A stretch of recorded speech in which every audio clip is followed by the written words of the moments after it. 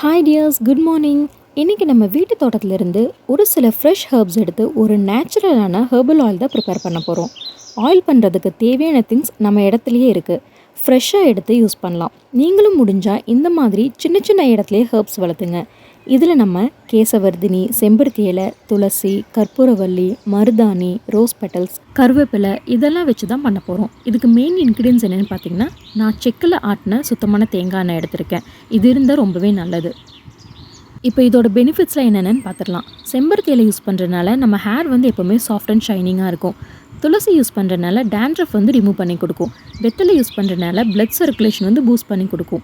கற்பூரவள்ளி யூஸ் பண்ணுறதுனால ஸ்கேல்ப் எப்போதுமே க்ளீன் அண்ட் கூலிங் ப்ராப்பர்ட்டியாக இருக்கும். மருதாணி யூஸ் பண்ணுறதுனால நம்ம ரூட்ஸ் எப்போவுமே ஸ்ட்ரென்தனாக இருக்கும். கேசவர்தினி யூஸ் பண்ணுறதுனால சாஃப்ட் அண்ட் ஷைன் ஃபீல் தரும். நம்ம ஹேருக்கு அப்ளை பண்ணும்போது இதுவுமே ஒரு நல்ல கூலிங் எஃபெக்ட் கொடுக்கும். இது ஒரு natural and chemical free home remedy. இதெல்லாம் வச்சு எப்படி ஆயில் ப்ரிப்பேர் பண்ணலான்னு நெக்ஸ்ட் பார்ட்டில் வரும். Until then, bye. Happy gardening.